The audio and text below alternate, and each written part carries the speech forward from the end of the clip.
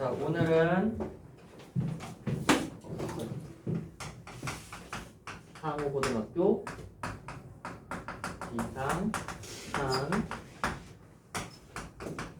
가는 길 김소월의 작품 가는 길 진행합니다. 자, 이 시의 주제는 전체적으로 이별의 정환이겠지, 그치? 쓰시고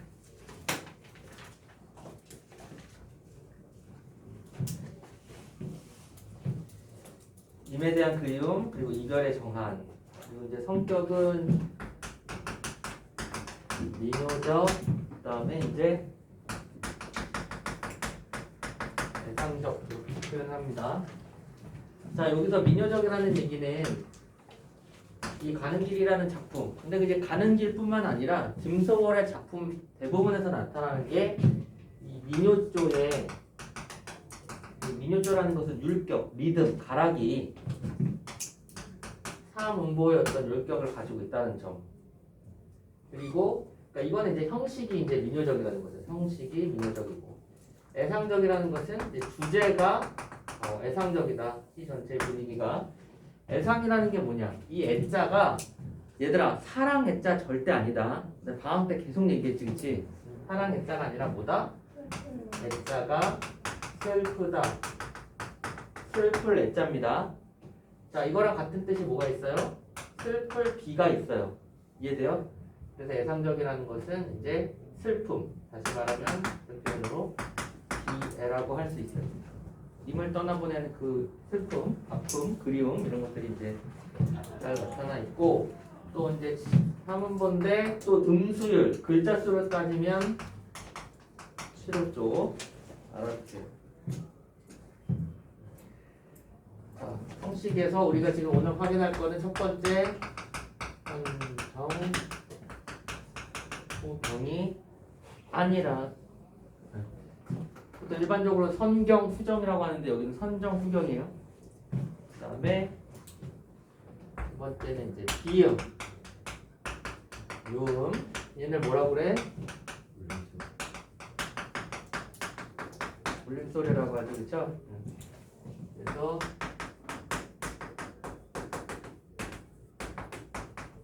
음악적 효과를 드러낸다.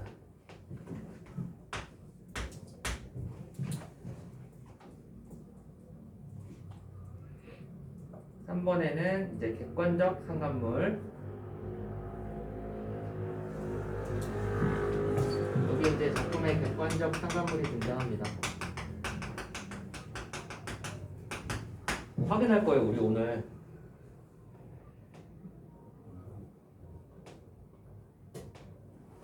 다음에 네 번째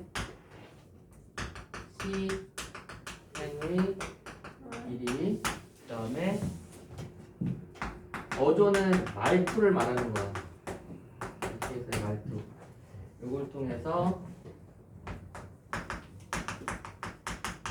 작가의 심리를 표현하는 겁니다. 단권화도 갖고 오고 고전시가 명강도 갖고 와야 돼요. 네, 명강도 있어야지 이 작품을 비교를 합니다. 고전시가 명강. 명강 없는 분 손 드세요. 이러시면 안 됩니다. 혹시 명강이 뭔지 모르겠어요. 고전시가 명강. 우리가 정규 수업 때 했던 거예요. 자, 요거 이제 확인해야 될 거예요.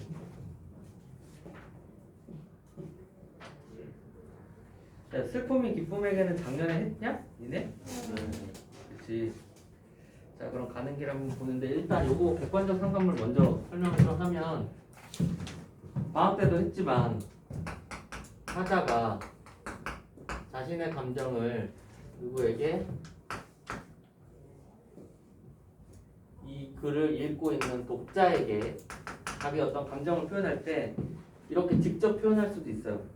슬프다, 기쁘다, 그립다, 안타깝다, 외롭다, 고독하다 뭐 이렇게 직접 표현할 수도 있는데 자신의 감정이 정말 슬프고 고독하다라는 것을 이제 공감을 느끼게 하기 위해서 여기에 어떤 자연물을 이용을 합니다. 여기 자연물.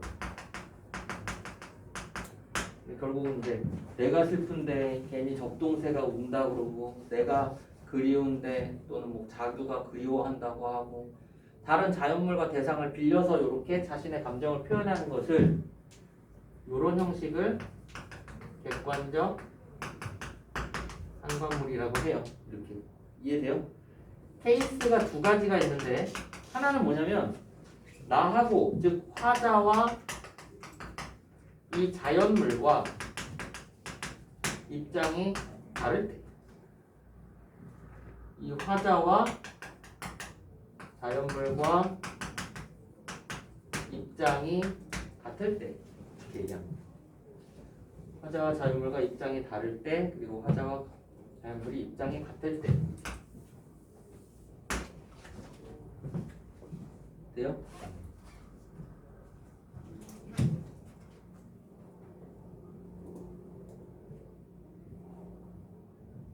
그래서 이걸 다 공통적으로 객관적 상관물이라고 하는데 유독 이렇게 화자와 자연물의 입장이 같을 때만 요거는 이제 감정이입이라고 한단 말이에요.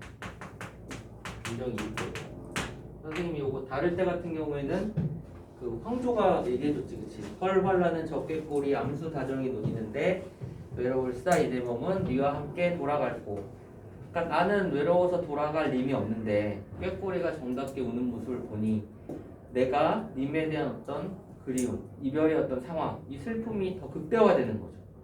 그때 꾀꼬리는 화자와 입장이 반대지만 어쨌든 그리움의 감정을 또는 슬픔의 감정을 더 심화시켜 주잖아. 그래서 빌려온 대상물이다 해서 객관적 상관물이라고 합니다.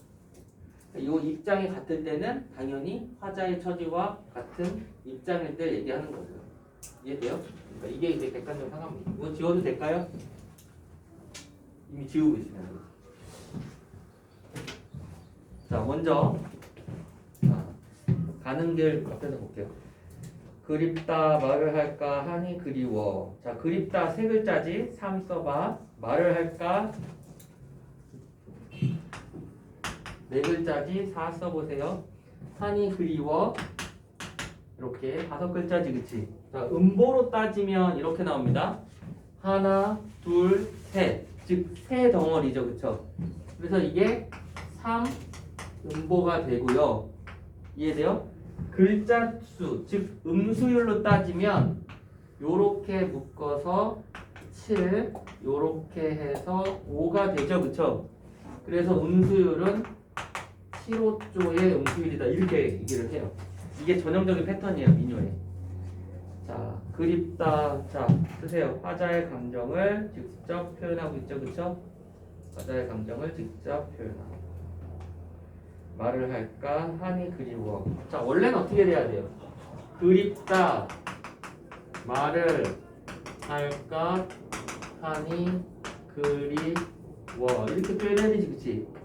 근데 어색하게 이게 하나의 시행인데 여기서 끊고 얘를 어떻게 일로 끄집어 앉혀놨지, 그치? 이걸 뭐라고 합니까? 의도적인 생가리 또는 생간 걸침이라고 하죠. 이거 같은 말이에요. 그죠? 장동건, 원빈영민, 노재능, 김현, 이종석, 송중기 뭐 이런 거 다 똑같은 거예요, 그치? 다음 이 행간 걸침으로 그 나타난 효과는 그립다 말을 할까 여기서 끊어주는 거예요. 하니 그리워 이렇게 하다 보니까 뭔가 망설임의 어떤 표현을 강조해 주는 거죠. 그래서 행간 걸침의 효과 망설임의 감정을 표현한다.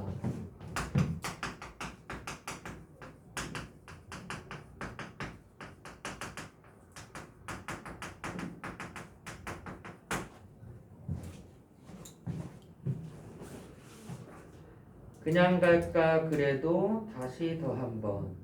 자, 그냥 갈까 이것도 역시 망설임이죠.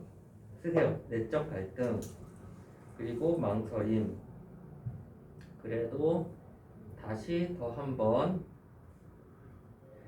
자, 거기 다시 더 한번 했는데 점점점 나오지, 그치? 자, 거기다 쓰세요. 미련 여운 미련 또는 여운이 드러나는 거. 자, 여기까지 딱 묶어가지고 지금 1행부터 6행까지지, 그치? 1행부터 6행까지 이렇게 딱 묶어. 1행부터 6행까지 딱 묶어서 뭐라고 표현하면 선정이라고 해요. 이해돼요? 이건 뭐냐면 이 정이 뭐냐면 정서입니다. 화자의 감정을 우선 먼저 보여주고, 이해돼? 뒤에는 풍경, 경치, 경관 이런 게 나온단 말이에요. 그래서 선정, 후경이라고 하는데 우리가 여기서 주의해야 될 것이 일반적으로 봤을 때는 선경, 후정이 많아요. 그게 다수입니다. 일반적으로 우리 고전의 작품들을 현대시에서 보면 이게 이거보다 이게 작품이 더 많아. 근데 이 작품은 이거지, 그치? 좀 특이해. 우리나라는 원래 주제가 뒤에 나타나기 때문에 앞에서 경치를 먼저 보여주고 주제를 뒤에 나타내는 일반적인 형태가 이게 더 많거든요. 근데 얘는 좀 특이하게 이거야. 그러니까 자, 주의해야 될 게 뭐냐면 가는 길에 그 답선지 있죠. 1번부터 5번 사이에 요 선정 후경이 그 적인데 이 작품은 선정 후경인데 이 선경 후정으로 이렇게 살짝 집어넣어서 오답을 만드는 케이스가 많아요. 이해돼요? 이거 아닙니다, 절대. 선정이야, 선정. 알죠? 그쵸? 선정. 외워야 돼요. 안 외워지면 막 이렇게 해주세요. 나는 선정적이다. 선정. 상윤이 나는 선정적인 게 뭐예요? 농담하는 건데 이렇게 다들 TMI 완전 선정적이다 막 야한 거 좋아하고 막 그런 거잖아, 그치? 상윤이 나는 그래 선정적이야 뭐 이런, 그지? 못 잡을 새끼다. 이렇게 외워야 돼. 선정, 후경 이게 맞는 거야. 경이 나오면 안 된다고. 감정이 그립다 이렇게 먼저 시작하잖아. 그립다, 그쵸? 지금 그립다니까 벌써 하경이는 눈을 지그시 감고 첫사랑을 생각을 하고 있는 거야 지금. 그죠? 그녀가 저물던 날 난 너무 깜짝 놀랐다. 눈 떠라. 그립다 말을 할까 하니까 그립다라는 거는 정서를 표현하는 거. 선정, 후경이다. 이거 틀려오기만 해봐.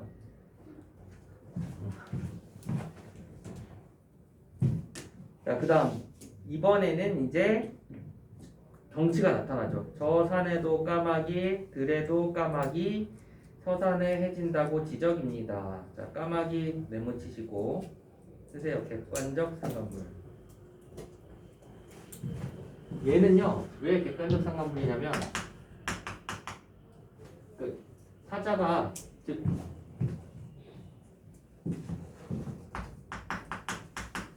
사자의 이별을 재촉합니다. 그러면서 님과의 어떤 이별을 더 안타깝게 만드는 거죠. 야, 서산에 해진다. 빨리 가자. 야, 빨리 가자. 빨리 가자. 까마귀가 까까 소리가. 두 번째,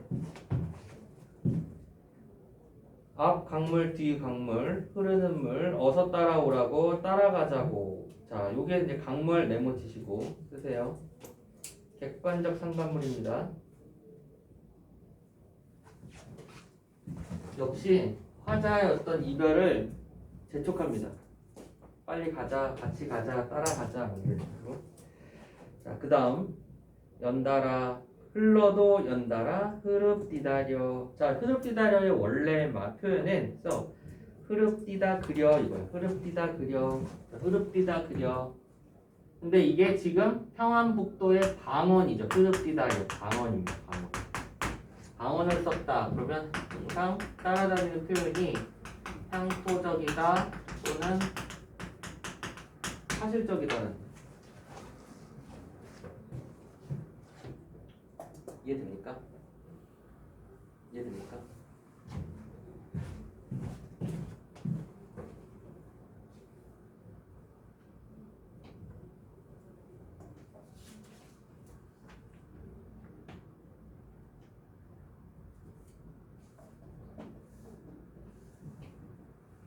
됐죠? 우리가 이제 기본적인 작품 설명입니다. 자, 우리 그러면 첫 번째 선정 수경의 어떤 그 전개 방식. 이거는 이제 시상 전개 방식이라고 한다. 시상의 전개 방식. 그리고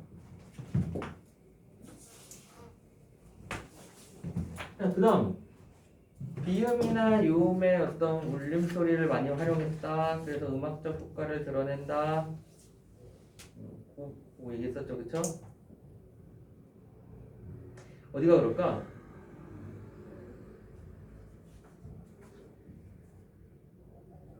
찾아볼까요, 같이? 학교에서 필기한 건 없어요? 학교에 있어. 어? 아직 안 돼요. 이거 아직 안 배웠어. 안 배웠어? 배웠어. 제가 학교를 안 나왔어요.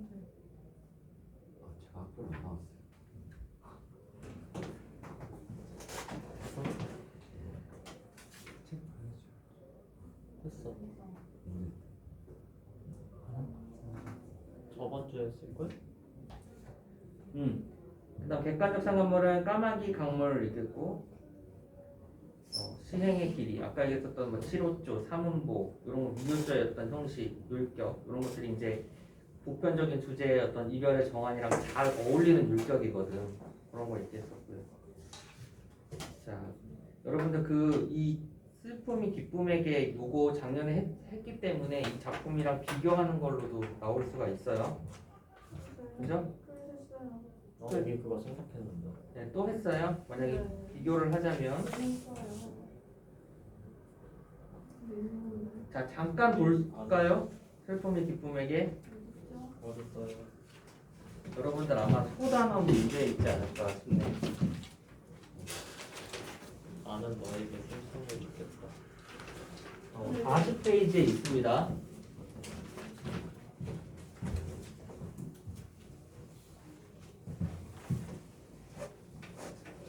자, 이 시는 어떻게 이해하면 좋냐면 슬픔이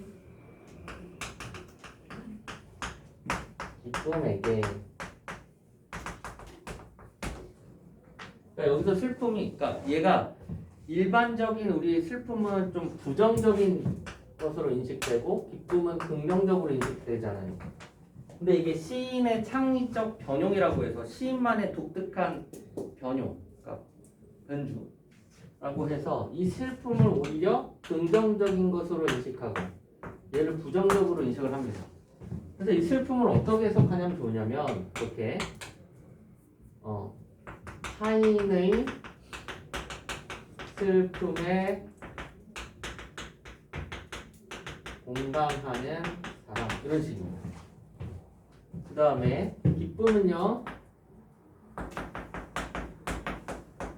타인이 아니죠. 자신만의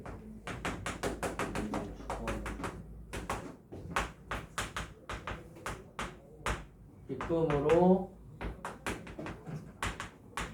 살아가는 사람 이런 식입니다. 적으실래요? 예. 그러니까 슬픔이는 그 인사이드 아웃 봤지? 네.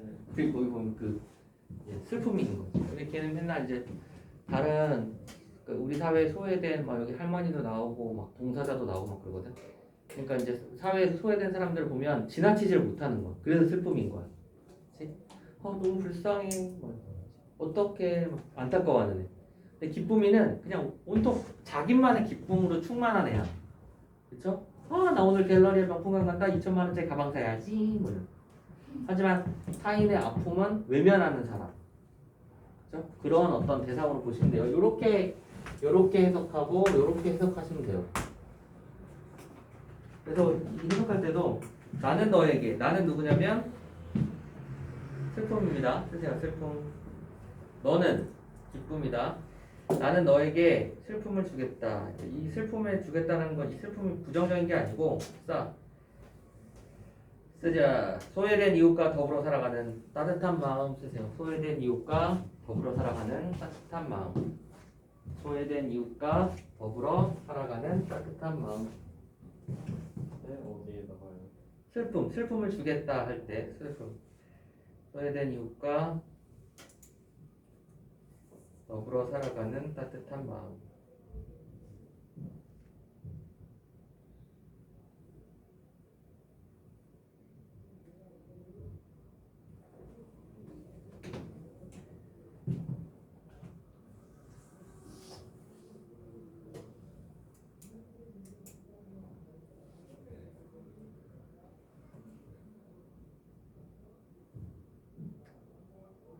사랑보다도 소중한 슬픔을 주겠다. 역설법이야 이거. 근데 이 시는 약간 두 개, 약간 형식까지는 안 나올 것 같고 두 개의 어떤 전개 방식을 좀 비교하는 게 나올 것 같지만 어쨌든 역설이다. 겨울밤 세모치세요. 이거 약간 힘든 또는 고단한 그런 현실이잖아. 겨울밤 거리에서 귤 몇 개 넣고 살아온 추위와 떨고 있는 할머니에게. 자, 할머니 쓰세요. 소외된 이유. 귤값을 깎으며 기뻐하던 너. 넌 누구야? 기쁨이죠? 써. 이기적인 존재. 아니 이게 진짜 옛날에 국회의원 땡땡 의원이 그 여자 의원이 있어. 꼭 국회의원들 뭐 선거 때 되면은 시장 가잖아요. 그래서 실제로 있었던 얘기인데 시장 가서 할머니 막 무슨 만져주고 막 그러잖아. 그 할머니가 되게 재밌는 할머니인데 니들 오는 거 보니까 선거하나 보다? 막 이러는 거야. 근데 이제 그 할머니한테 그 할머니가 나물 얼마예요? 그래서 이거 5,000원. 그런데 할머니 깎아주시면 안 돼요? 1,000원만? 막 이런 거야. 이제 약간 정감과 애정의 표현이었는데 할머니가 뭐라 했냐면 근데 돈도 많은 년들 있고 하여튼 여기까지 와서 이걸 꼭 깎냐? 왜 카드로 사게? 그랬더니 카드 돼요? 뭐 이런 거지. 그러니까 아예 현실에 너무나 왜곡된 거죠. 예전에 그 정동영 이렇게 실제 인물을 거론하면 안 돼요. 노무현 대통령이 그 대통령 후보였을 때 그 이제 토론을 한 적이 있었거든요. 근데 이제 땡땡 그 후보하고 이제 노무현하고 이제 서로 이제 하다가 그 버스비가 얼마인지 아냐 이렇게 한 거야.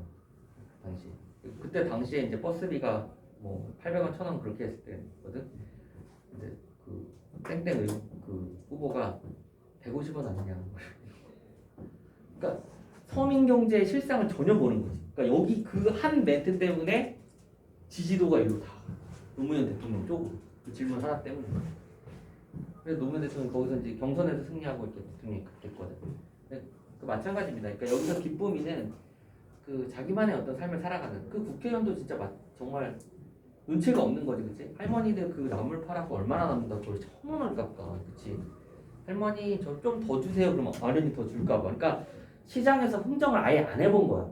5,000원이라고 치면 1,000원이면 20%잖아. 너 20% 세일하는 거 봤니? 마트 가서도 500원, 뭐 300원 이런 거 아니야? 보통 거기에 몇 프로 할인해가지고 이렇게 나오잖아. 5%에서 10% 정도거든. 근데 이 아줌마가 20%를 깎으려고 했었던 거잖아요. 그죠? 타인의 아픔에 또는 타인의 어떤 그 슬픔에 공감해 본 적이 없는 사람이니까 이런 상태인 거죠. 그게 너는요 그 슬픔이에요, 기쁨이에요. 나는 슬픔의 평등한 얼굴을 보여주겠다. 그래서 평등한 인간으로 바라볼 수 있는 슬픔의 평등한 얼굴을 보여주겠다 이거예요. 나는 그 사이에다 쓰세요. 평등한 인간으로 바라볼 수 있는 슬픔의 평등한 얼굴을 보여주겠다. 내가 어둠 속에서 너를 부를 때 어둠 세모. 아까 겨울밤 어둠 다 세모치라고 그랬죠. 부정적인 현실,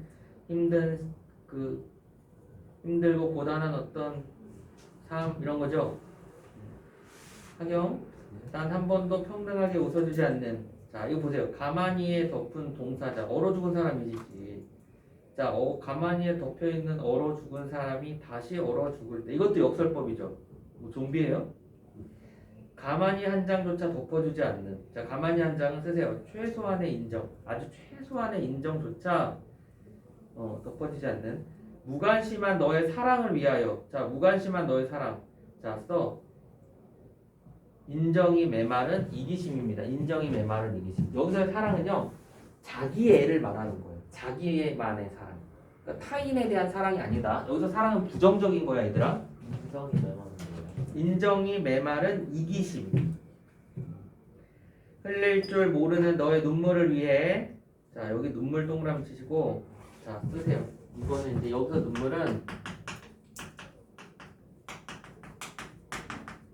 타인에 대한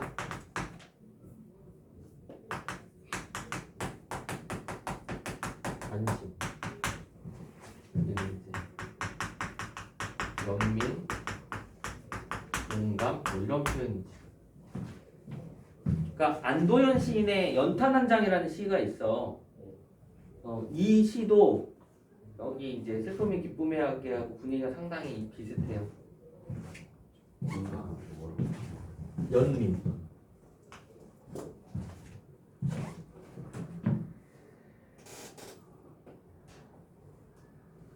나는 이제 너에게도 기다림을 주겠다. 기다림 동그라미 치시고 이거는 이제 쓰세요. 소외된 이웃의 아픔을 공감할 수 있는 시간 쓰세요. 소외된 이웃의 아픔을 공감할 수 있는 시간. 소외된 이웃의 아픔을 공감할 수 있는 시간.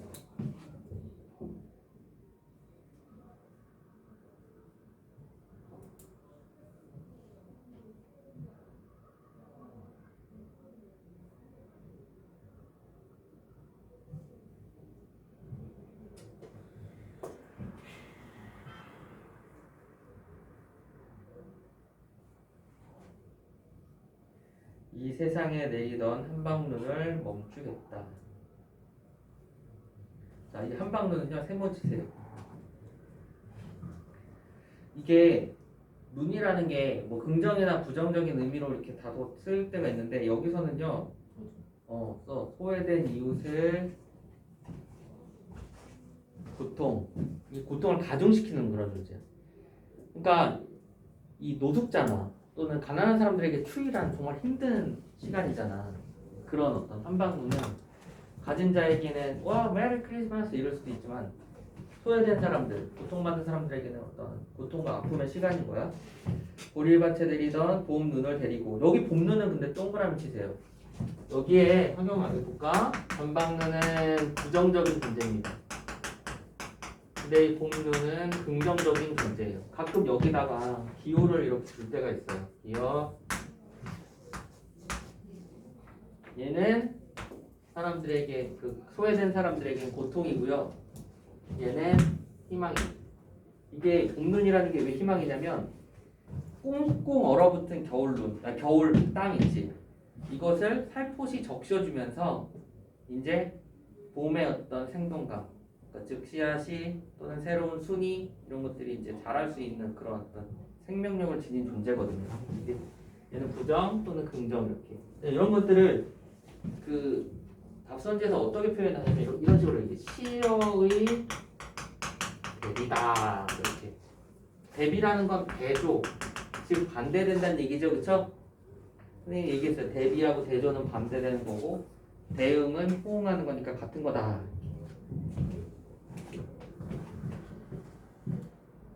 자, 보리밭에 내리던 봄눈을 데리고 추위에 떠는 사람들이 슬픔에 다가와서 눈 붙인 너와 눈길을 너와 함께 걷겠다. 자, 너와 함께 걷겠다 밑에 쓰세요.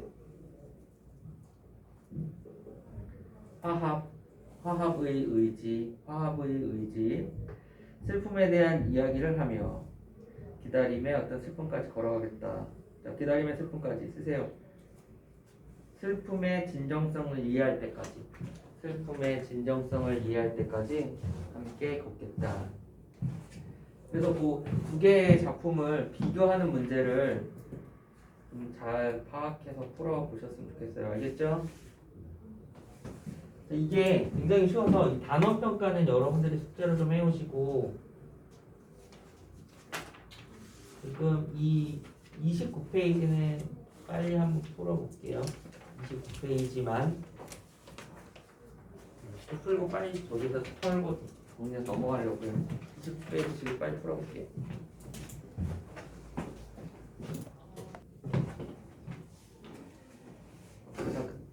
그 다음 작품 성만근은 이렇게 말했다. 성만근은 이렇게 말했다. 이 작품 진행하겠습니다. 자, 우선 요거 이제 농촌 소설이고요.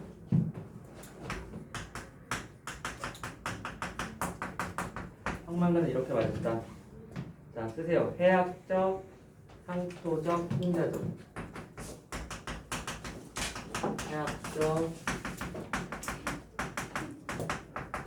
그러니까 농촌이 배경이다 보니까 상토적이고 뭐 풍자적 요소는 작품에서 어떤 부분인지 요거 좀 체크해야 됩니다. 자, 그 다음에 이게 전지적 작가 시점이거든. 그러니까 야, 전지적 작가 시점은 서술자가 작품 안에 있냐 밖에 있냐? 서술자가 작품 밖에서 인물들의 내면 심리 또는 앞으로 미래에 대한 예측을 다 알고 있는 거죠, 그렇죠? 근데 이 작품은 부분적으로, 이거 중요합니다. 부분적으로 특정 인물의 시각에서 서술하고 있는 부분이 있어요. 부분적으로 특정 인물의 시각에서 서술을 합니다.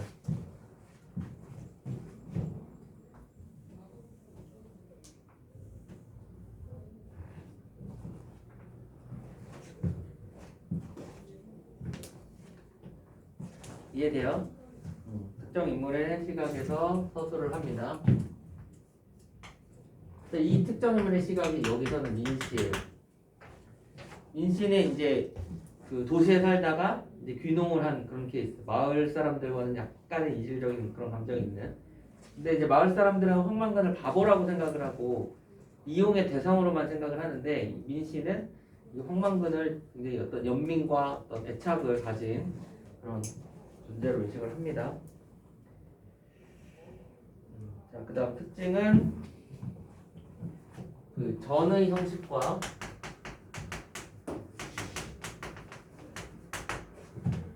유사한 방식.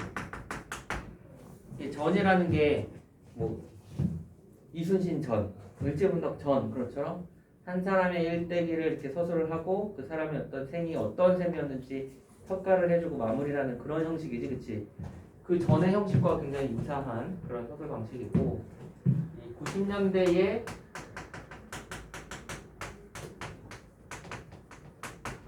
농촌의 어떤 현실, 즉, 이 문제점을 고발을 합니다.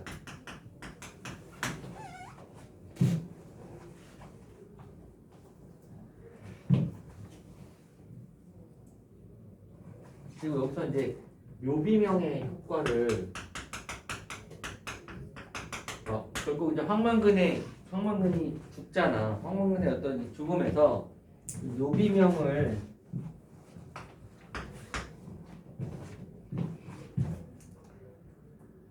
이 묘비명의 어떤 그 내용이 그 민씨가 서술한 내용이죠, 그렇죠? 근데 이 묘비명이라는 어떤 이 형식의 어떤 이 묘비명의 어떤 형식이 주는 이 효과에 대해서 좀 봐야 돼요. 첫 번째는 인물의 죽음을 기리는 그런 효과를 듣고 있고요. 두 번째는 이제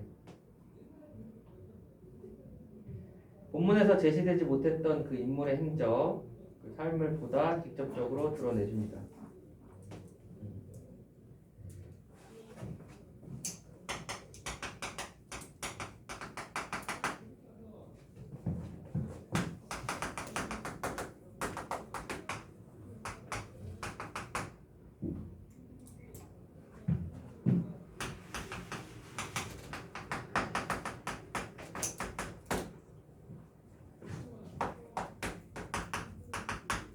알아두세요. 작품의 특징, 전의 형식, 90년대 농촌의 어떤 현실, 그 다음에 이제 묘비명이 주는 효과. 그 묘비명은 민씨가 서술을 하죠.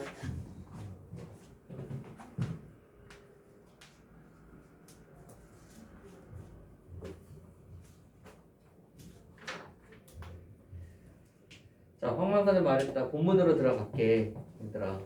그 읽었다고 가정하고 다 읽진 않고 중간중간 띄엄띄엄 중요한 파트들만 좀 보면서 가야 될 것 같아요. 아니면 좀 빨리 읽던가. 빨리 읽으면서 내용 정리해야 될까. 자, 황만근이 입술었다. 자, 써. 황만근의 실종. 이게 작품의 시작이 여기서부터 시작이 됩니다. 새벽 혼자서 경운기를 타고 나간 황만근은 저물역에도 돌아오지 않았다. 한밤이면 돌아왔는데 이번에는 아니었다. 그다음 아침이 되어도 돌아오지 않았다. 자, 그 저물역, 그다음에 한밤, 아침 다 화살표 치세요. 저물역에서 한밤으로, 한밤에서 아침으로. 자, 써. 시간의 흐름. 시간이 흘러가도 황만근이 돌아오지 않고 있다는 얘기죠. 자, 망근인지 방근인지. 자, 써. 언어 유희. 이름이 망근이잖아. 그치? 이 반근인지 이거 뭐냐면은 그 좀 모자란 사람을 반만 사람이다 그래서 반푼이라고 한단 말이에요. 그래서 망근인지 방근인지 하면서 이제 그 황만근을 이제 비하하는 그런 식인 거죠. 이거 근데 언어 유희가 뭐예요? 말장난을 언어 유희라고 해요. 근데 이제 망근인지 방근인지는 이제 동음이의어에 대한 언어 유희죠. 동음이의어는 발음이 똑같아야 돼. 얘는 망근인지 방근인지니까 발음이 유사한 거지, 그치? 요거는 동음이의어에 대한 언어 유희가 아니라 유사한 발음. 그러니까 비슷한 발음, 비슷한 발음으로 이제 인한 언어 유희 이겁니다. 그러니까 예를 들면은 말뚝이 있죠, 말뚝이 나오는 거. 혹시 뭔지 알아요? 봉산탈춤이라는 작품. 근데 봉산탈춤에서 말뚝이가 양반을 조롱하는데 혹시 거기서 이제 그 노세원님이라는 그런 그 호칭을 해줘요. 근데 노세는 동물이잖아. 원님은 이제 양반 관리를 갖다 얘기하는 거거든. 근데 요게 뭐 성씨가 노씨인 노생원을 요걸 빨리 발음하면 노생원이 되잖아. 근데 이제 자기는 노세원님이라고 해놓고 킥킥 웃는데 뭐라고 임마? 그러면 노생원이요, 노생원. 그쵸? 생원어는 얘기하는 건데 이런 식으로. 그러니까 발음이 똑같진 않죠, 그쵸? 발음이 유사하죠. 요런 말장난을 유사한 발음에 의한 언어 유희라고 합니다. 그래서 다른 언어 유희랑 비교해서 시험 문제 출제되면은 그걸 해줘야 돼요. 자, 그 바보 자석 하나 때문에 소 연물도 못 하러 가고. 자, 바보 자석 이런 거 다 뭐야? 사투리지, 그치? 그래서 방언, 향토적, 사실적. 보세요, 향토적, 사실적. 스무발이 되는 소 한꺼번에 밥 굶기는 중요한가? 바보 자석 하나 어디 가서 술 처먹고 집에 안 들어오는 게 중요한가? 썩으라. 마을에서 연장자 축에서들과 가장 학식이 높아 해마다 한 번씩 하자는 용왕제에 축을 초하는 황재석 씨가 말았다. 그래도 진례에 있던 사람 없지만 필시 연유가 있는 게 사람이 반일이야. 뭐래라 기왕 없어지는 거 어딨어. 암만 그래도 우리 동네 사람 아니라 방거의 또는 방거의 아니다. 방거의 어때서 쭉 나오지, 그치? 자, 이거를 써. 한방근의 별명이 모자란다 라고 해서 반편이 또는 반근이 이런 식으로 표현하는 거야. 그러니까 써라. 마을 사람, 그러니까 황만근에 대한 마을 사람들의 인식. 그러니까 황만근이 조금 모자라다고 황만근을 막 업신여기면서, 그쵸? 자기들 이제 편의대로 마을 일을 막 시키기도 하고, 그쵸? 아니요, 어르신 군대 간다 했을 때 뭐 여운지 토끼인지 밤새도록 싸우느라 하루는 안 들었습니다 말이지. 우스개처럼 말을 이었다. 자, 써. 황만근의 실종을 대수롭지 않게 여김. 보세요. 황만근의 실종을 대수롭지 않게 여김. 조금 두 줄 내려와서 어제 걸기대회 한다고 한 사람 누구십니까? 황만근 씨하고 같이 간 사람이요 라고. 자, 걸기대회 세모 치세요. 요게 이제 당시 농촌현실 반영했다. 요거 나오죠. 90년대 농촌현실 반영하면 나오잖아. 자, 이게 이제 그 농민 부채 탕감.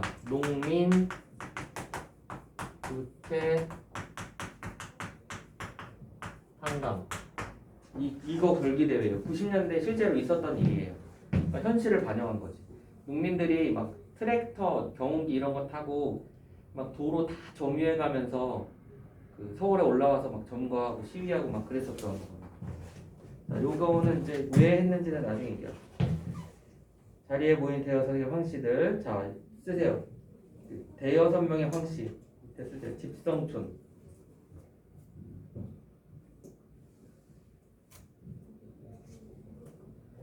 그러니까 여기서 지금 황만근이 실종에 대한 대화가 이장과 황봉수가 나오는데 둘 다 이제 황만근이 이제 없어진 건 별일 아닌 걸로 생각을 하거나 또는 이장 같은 경우는 더 이기적이죠. 소염을 못 주는 거, 뭐 이런 거 걱정하는 거죠. 그 다음 조금 내려와서 세 줄 내려와서 이장은 계속 빈장거리듯이 말을 이었다. 이렇게. 인씨는 이장이 걸게 되었던 황만근을 따로 불러 무슨 말을 건넨 것처럼 기억을 했다. 자, 무슨 말 느껴주세요. 어떤 말이에요? 보세요. 꼭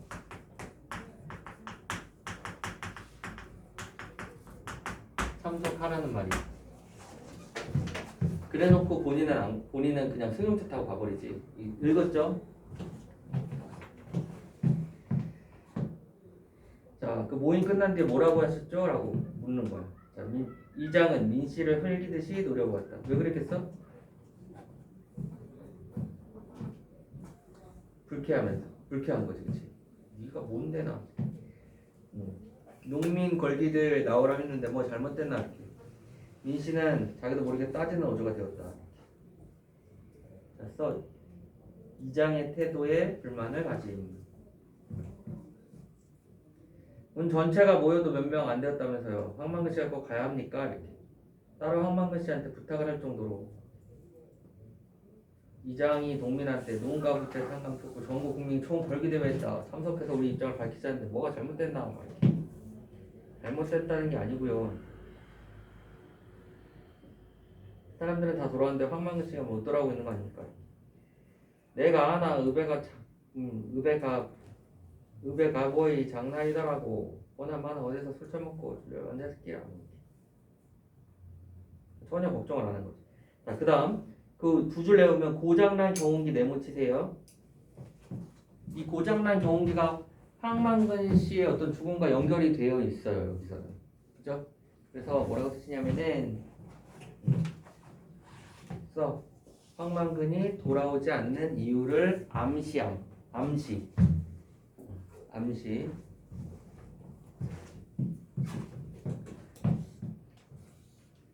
그 다음 조금 내려와서 세 줄 정도 내려와서 이장님부터 솔선수범해야지 다른 동민들한테 할 텐데 지금 거꾸로 되어 있지 않습니까?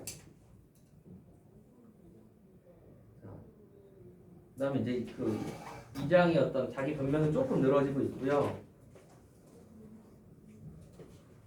그 지금 민씨하고 이장의 대화를 보면, 자 여기 필기 좀 할게요. 민씨하고 이장의 어떤 대화를 보면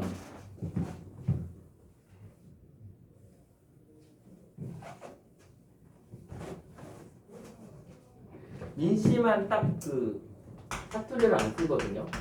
이 사투리 안 씁니다. 이건 귀농한 사람인데,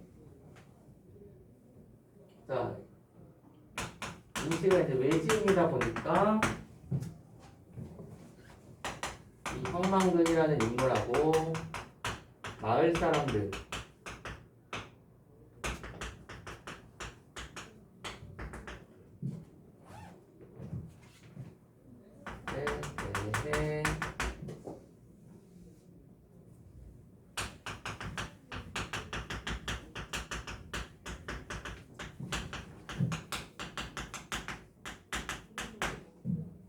황만근 그리고 마을 사람들에 대해서 객관적으로 바라본다.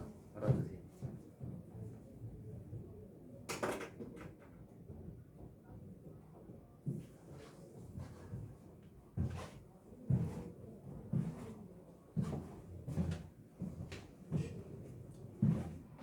황만근 그리고 마을 사람들에 대해서 객관적으로 바라본다.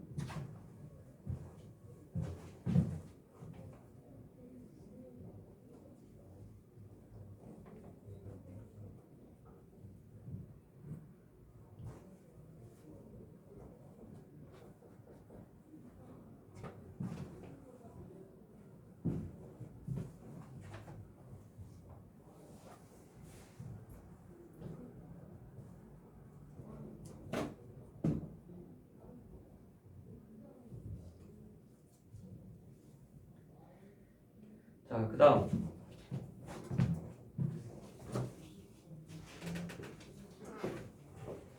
조금 내려와서 이장님은 왜 경운기 안 타고 트럭 타고 가셨나요? 라고 질지. 거꾸로 내렸지 않습니까? 많은 그 의장들하고 논의도 해야 되고 막 이렇게 분명한 부분 쫙 나와요. 자, 그 다음 넘어가시면 그러니까 국도 갈 때는 여러 사람이 한꺼번에 경운기를 여러 대 끌고 가자는 거 아니었습니까? 이렇게 아침부터 바쁜 사람 불러내서 타니 막 이런 거. 엉뚱한 사람은 누가 왜 이렇게 반동가리가 났나 막 이런 거. 반동가리가 났냐 이거 누구 반푼인가 이런 식으로 민씨를 비하하는 그런 식의 그 발언인 거예요. 반편은 누가 반편입니까? 이렇게. 무슨 경우냐고요? 서로 이제 그 민씨의 어떤 여기 역할은 그 무슨 경우냐고요? 그 하는 그 중략 부분 있잖아. 거기다 써을래? 자, 이장의 이기적인 모습을 드러나게 함. 그러니까 둘의 대화를 통해서 이장이 이렇게 짧게 이렇게 자기 그 진짜 술면 자기 어떤 속마음을 얘기를 안 하면 이장이 정말 어떤 인물인지 모를 수 있잖아.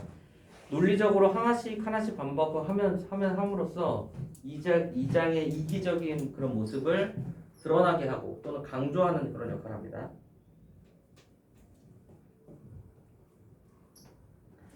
자, 그리고 또 하나 황만근의 면모를 나타냄. 황만근의 어떤 순박하고 또는 착실하고 막 이런 그런 긍정적인 면모를 나타내는 그런 역할을 합니다. 그 다음 마을에서 젊은 축이 되는 45살 황영석 가르치시고 이 사람은 마을 회관 전소에서 분뇨를 퍼내면서 황만근의 부재를 알게 되었다. 자, 황만근의 부재를 인식하는 계기 1번 첫 번째입니다. 첫 번째 1. 그러니까 평상시에 마을 분뇨를 하다가 마을 사람들한테 또는 밭에 뿌려줬던 사람이 누구야? 황만근이라는 얘기죠, 그쵸?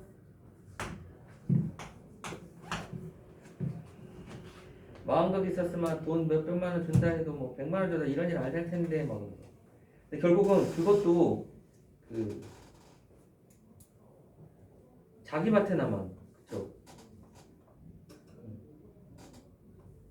만근이 있었으면 군말 없이 했을 일이었다. 늘 그렇듯이 벙글벙글 웃으면서 황만근의 착한 성격. 만근이 있었으면 저 걸음이 우리 밭으로 올 낀데 만근이 도대체 어디 갔노? 이렇게 마을회관 곁 조그만 채소를 심어 먹는 여씨 노인도 황만근의 부재를 알게 되었다. 이거 여씨 노인이 한 말이잖아, 그쵸?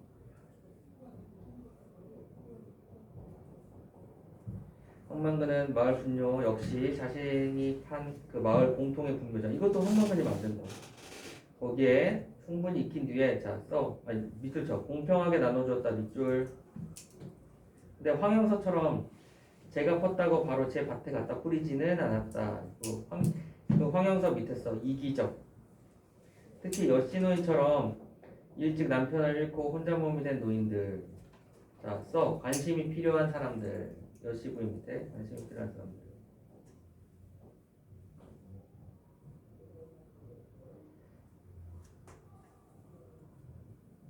이게 이제 황만근의 부재를 느끼게 되는 계기, 황만근의 인식하게 되는 계기 2야, 2. 여씨 부인, 여씨 노인. 에이구 이제 우리 밭으로 올 낀데 하는 거. 황만근의 어떤 부재를 인식하게 되는 계기 2번. 그 다음 아이들은 소꿉장난을 하다가 황만근의 부재를 알게 되었다. 이게 황만근의 어떤 부재를 인식하게 되는 3번이다. 아이들 소꿉장난. 공평무사한 것이 황만근의 평생의 어떤 처사였다.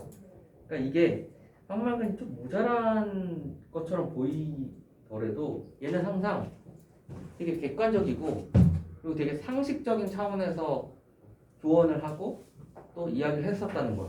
굉장히 상식적인 차원에서. 그러니까 사람들은 자신의 이익을 우선 생각하거나 자신과 친한 사람을 먼저 배려하거나 또는 자신의 이해관계를 따지는 경우가 많지, 그치? 그거와 대비되는 거죠, 오히려. 만근이도 알기다 만큼 싸우죠, 그죠? 그래서 황만근가를 자기도 모르게 중얼거리게 되었다. 그 다음 황만근의 노래. 황만근의 노래는 이렇게 부른다. 이렇게. 황! 하고 살기. 박자를. 그 남도 두 박자로 느리게 불렀다. 100분, 찌번, 역근, 8분, 두 발이 하면서 빠르게 센다. 마을 사람들의 어떤 경험과 정서가 녹아있다. 자, 그 다음 황은 성씨를 말한다. 신대리 황씨들이 50여 호 모여 사는 집성촌이다. 자, 집성촌 밑줄. 자, 밑줄에 써라. 공간적 배경. 2년 전에 귀농한 민씨. 자, 민씨 동그라미 치시고. 사성바지 황씨 집안에 대릴 사이로 들어온 노씨를 포함해서 전체 가구에서 두 가구밖에 되지 않는다. 그러니까 노씨, 민씨 빼놓고서는 이제 없는 거지. 다 황씨인 거지. 자, 황만근의 부친은 전쟁 중에 죽었다. 그의 어머니는 그때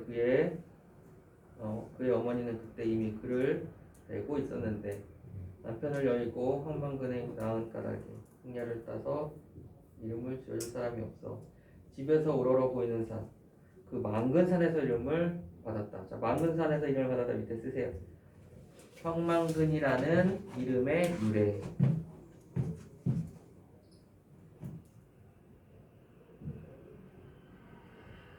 만근산은 신대 1리에서 3리까지 이 모양으로 둘러있는 청국제 병풍처럼 에워싸서 물을 가두고 또한 사철 물을 내주게 하는 역할을 하고 있었다. 만근산의 청곡이라는 그 이름의 어떤 계곡을 막아 저수지를 만들고 계곡에서 흩어져 사는 사람들을 모아 한 곳에 살게 한 곳이 바로 신대리이다. 이쯤만 해도 황만근이라는 이름이 곧 동네 뿌리를 상징하는 이름임을 알 수 있다. 황만근의 어머니와 아들 그리고 조소는 입맛 까다로워 비린 반찬이 없으면 먹지를 못했대. 자, 그 어머니와 아들 밑줄 치세요. 그러니까 그 아빠한테는 따뜻한 아빠였고 그 자신의 어머니한테는 굉장히 효성이 지극한 그 아들이었다는 걸 지금 서술을 하고 있어. 거기 밑에 뭐 붕어, 메기, 미꾸라지 뭐 이러면서 쭉 그리고 뭐 고기 뭐 포를 뜨고 뭐 굽고 지지고 데치고 이런 것도 그리고 음식 솜씨 막 이런 거 희한할세 바보가 막 이런 거 있잖아. 희한할세 바보가 그 밑에 써라. 황만근에 대한 편견. 조미료도 몰랐지만 재료가 가지고 있는 맛을 흠뻑 우려내어 조화롭게 했다.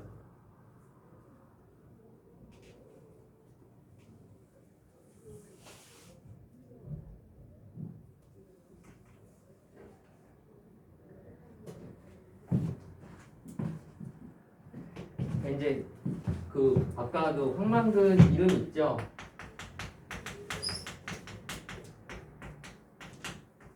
황만근의 그 이름의 유래 있지. 이게 이제 만근산에서 왔잖아. 그러니까 이거는 이제 결국 그 마을의 어떤 뿌리가 만근산에서 시작되잖아. 그러니까 결국은 이 황만근의 마을의 어떤 그 뿌리.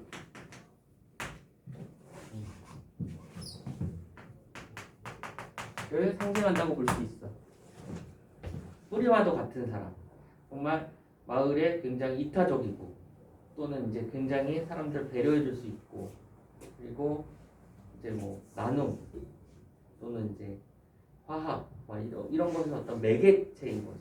아이들, 노인 뭐 이런 다양한 사람들이 서로 만근이를 통해서 배려를 받고 또 조화롭게 이루어지고 막 이런 것들. 자, 그 다음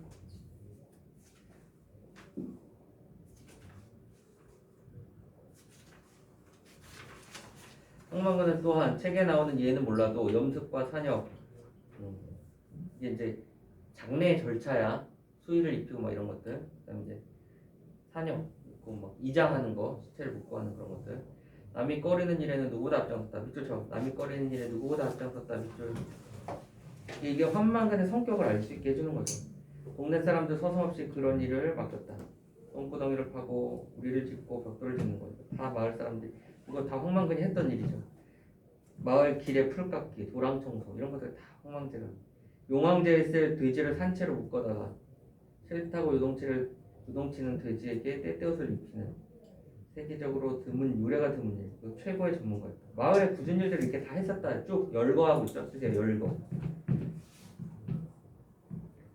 방근아, 너는 우리 동네 아니고 이대 인정 없는 대처 읍내 같은 데 갔으면 진짜 굶어 죽어도 죽었다. 암만 바보래도 고마운 줄 알아야 돼. 이런 마을 사람들은 이렇게 합리화하고 있는 거야. 황만근의 이런 희생과 배려를 오히려 우리가 너를 배려했기 때문에 네가 이만큼 사는 거다 이렇게 배려하고 있는 모습이야. 근데 황만근 역시 그거를 뭐 이렇게 이해관계를 따지거나 그렇지 않죠, 그렇죠? 그러니까 이제 황만근의 겸손하고 낙천적인 성격. 네. 황재석 씨의 이런 긴 사설을 들을 때조차 번글거렸다. 일이 끝나면 굽신굽신 인사를 했다. 춤을 추듯이 흥겹게. 자, 그 옆에 써라. 겸손하고 낙천적인 황만근의 성격. 겸손하고 낙천적인 황만근의 성격. 겸손하고 낙천적인 황만근의 성격.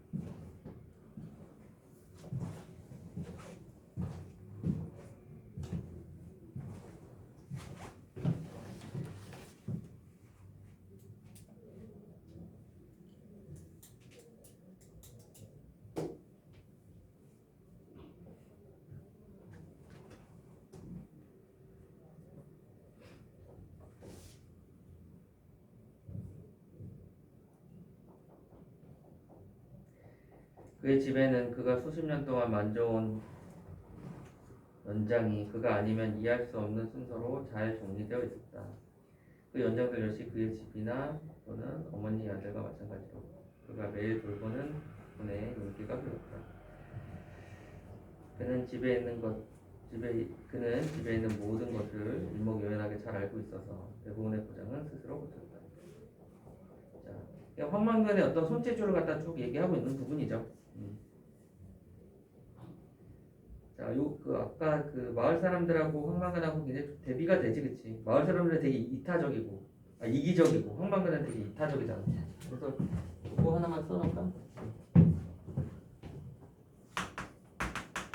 황만근, 그다음에 마을 사람들 이렇게.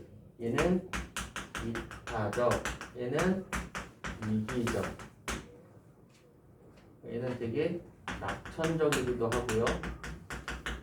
또 겸손하기도 하고요. 적어라. 이렇게 적으세요.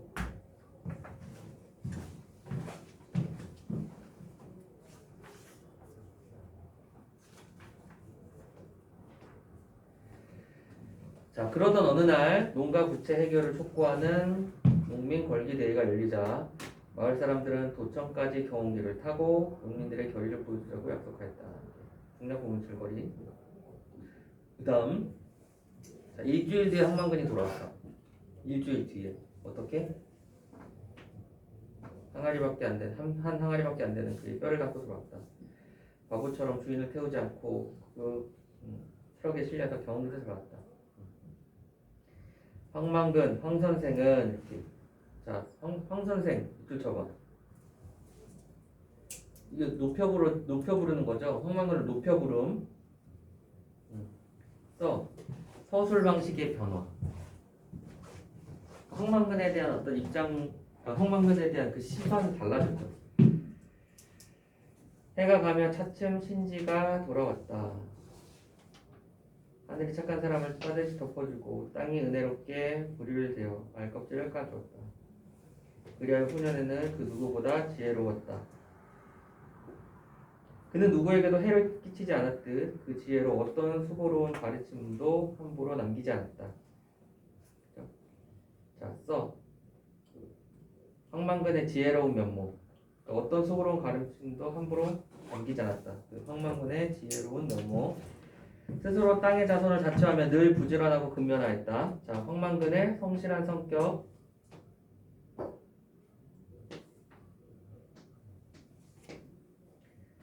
사람들이 빚만 남는 농사에 공연히 뼈를 상한다고 하였으나 개의치 아니하였다. 자, 그 부분 그 빚만 남는 농사 있죠? 거기서 농가의 어려운 사정. 농가의 어려운 사정.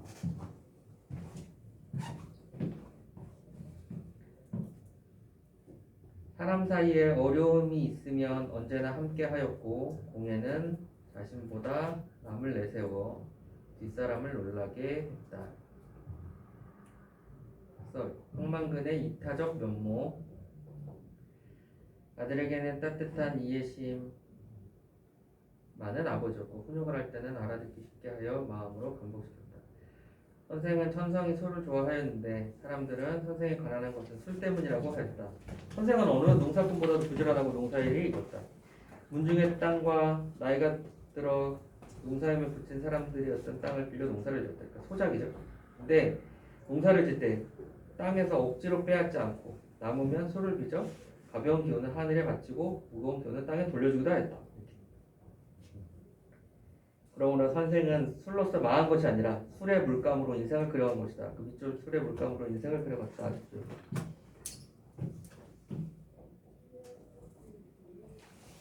선생이 마시는 막걸리는 밥이면서 사직의 신에게 바치는 헌주였다. 자, 술을 좋아했던 황만근의 성품을 미화하고 있는 거죠. 술을 좋아했던 황만근의 성품을 미화. 안 정리?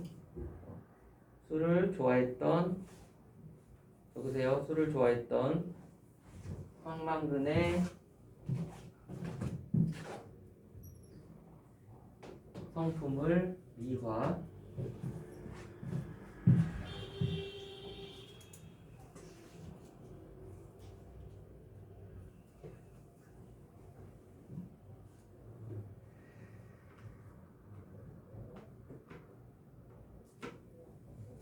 아까 그 전의 형식을 아까 잠깐 여기다가 썼었었는데, 그렇지?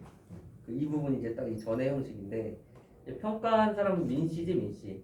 민씨에 있던 입장에서 이렇게 전의 형식으로 그 평가를 하고 있고요.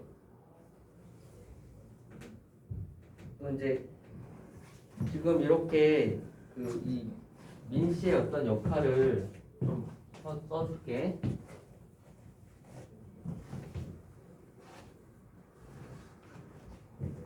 자, 민씨의 역할. 자, 써라. 묘비명 형식을 빌려 묘비명 형식을 빌려 황만근의 일생을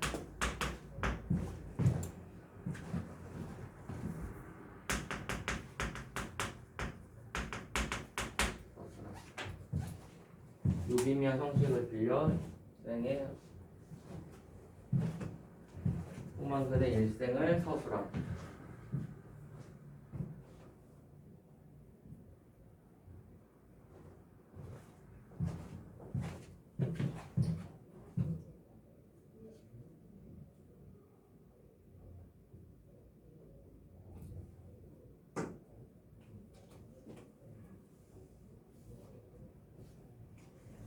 됐죠? 예?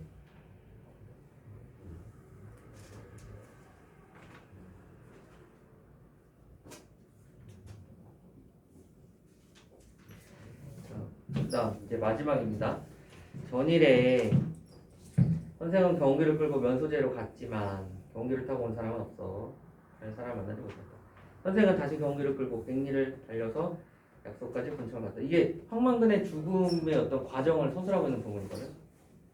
그래서 막 차를 부딪힐 뻔했고 먼지가 막 눈을 괴롭히기도 했고 날은 흐렸고 추웠고 비가 내리기 시작했고 이런 식으로. 자, 군청 앞에 갔을 때 이미 대회는 다 끝났고 어머니에게 가져다줄 그 생선을 샀대. 그게 또 황만근의 효심이죠. 쓰세요. 효심. 자, 몸을 녹인 선생은 날이 어두워진 줄을 모르고 경운기에 올라 집을 향했어. 차량의 주위를 끌만한 표지가 또 없었지. 경운기에는 그때마다 멈췄다가 다시 출발했어. 어두워지면서 경운기는 길 옆에 논으로 떨어졌고 수레는 부서졌고 선생은 그 밤 안으로 집에 돌아올 수 없다는 걸 알게 되었어. 선생은 경운기에 실려있는 땅에 젖어 취하여 경운기 옆에 앉아 경운기를 지켰다. 경운기를 지키다가 이제 동사한 거죠. 동사. 경운기는 선생을 지켜주지 않았다. 의인법이죠. 추위와 졸음부터 선생을 지켜주지 못했다. 이렇게.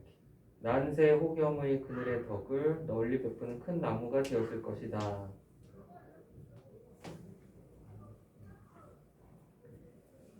자, 이제 이 경운기의 역할은 이제 황만근의 죽음의 계기이기도 하고, 또 하나는 황만근의 정직하고 우직한 성격을 드러내주는 소재이기도 하다. 그거 이제 조금 메모해 놓으시고,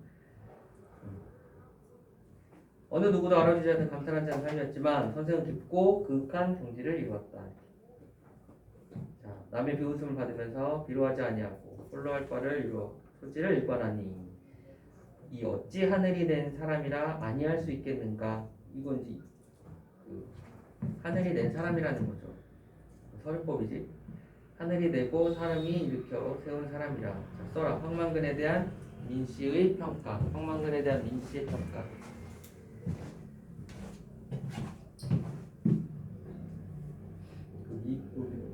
자, 단기 4,300 이게 딱 묘비명이야. 여기가 묘비명에 보통 이렇게 쓰거든. 그 묘비명 효과. 본디 묘지에나 쓰일 것이지만 현지 대영혼을 집으로 삼은 그 선생인지라 아무 쓸모없는 이 글을 세터말로 비농하였다가 이룬 곳이 없이 다시 도시로 흘러가면, 그러니까 민씨가 다시 도시로 갔다는 걸 암시하겠지, 이 부분도. 그죠? 남해인 민순정 엎드려 쓰자. 엎드려 쓰다는 엎드려 쓰다 이런 뜻이죠. 엎드려 쓰다.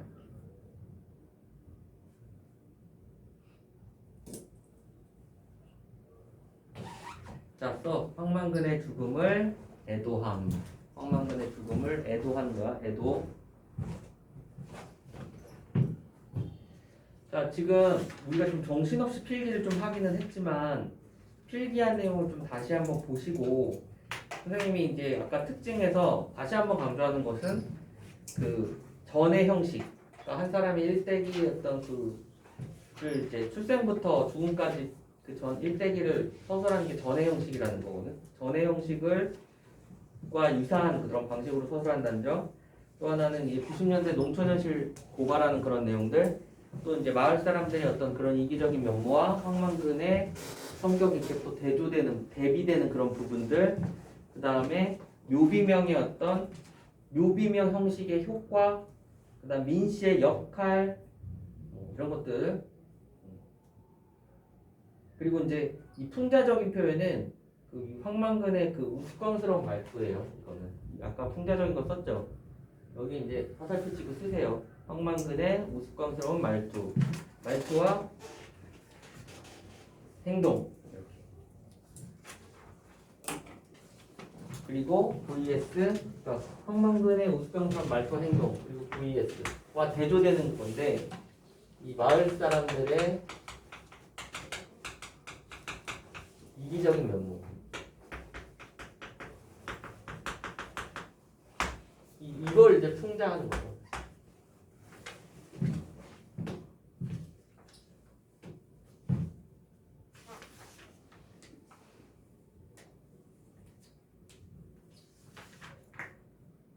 자, 요거 풍자적 효과까지 정리해서 그 문제 한번 풀어가지고 오세요. 숙제입니다. 자, 끝.